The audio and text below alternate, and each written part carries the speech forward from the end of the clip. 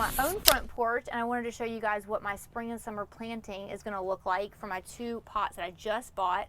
I wanted to switch it out and upgrade a little bit. The previous years I've had plastic that you guys probably saw the video. I spray painted some plastic terracotta colors into like an oil rub bronze, planted them up really nicely, and they were really inexpensive.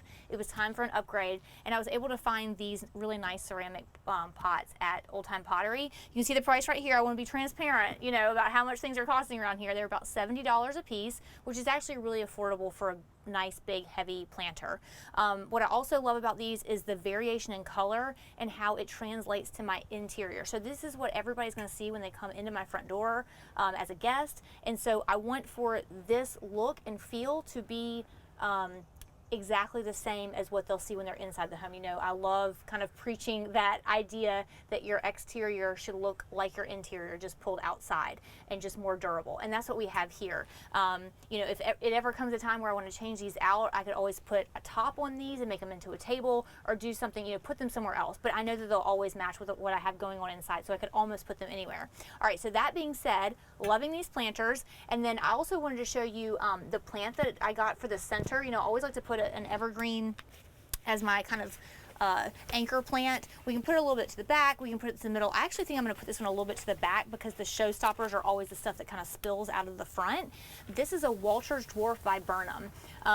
It looks a lot like a boxwood, and I think it gets confused a lot with a boxwood, but it's actually a little more hardy in a lot of different situations. It also blooms in the fall time around November here in Mobile, and I think I actually saw a bloom up here somewhere that I can oh, here it is, teeny tiny. Nate will get us a close shot of it at some point, but it's a teeny tiny little bloom, really pretty, and it'll that'll happen in the fall. So you have a little bit more interest than you would with a boxwood, and you can also trim it the same wood that you would a boxwood too if you want it to have a little more of a formal look and you want to really give it a haircut.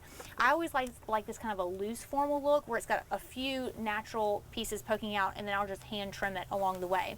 Then from there, I've got since this is a dark planter, you know, when I go shopping, I don't always know what I'm looking for. I kind of have a range in mind. Again, I want to bring that interior look out. So I was thinking about something in the blue-green range, something in the beige or white range. And then once I have the planters, then that kind of interprets how I'm going to do the plants, right? So since we have such a dark planter, I went with lighter plants. So I went with white lantana.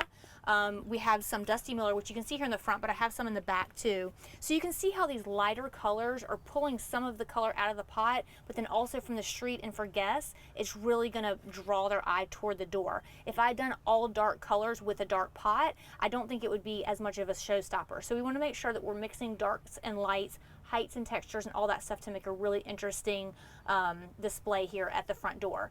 I also have one last thing. It's these I've never used these before, but they're Hawaiian blue eyes is what they're called. And since my husband's from Hawaii, I thought that'd be a fun little addition. Plus I love this beautiful blue color, which again, my shutters up top are blue, and I have some plants up there that are blue. So you just want to make sure that all the colors are working together really nicely, top to bottom, left to right, inside and outside. It's a lot to remember, but it really does work together for a beautiful display.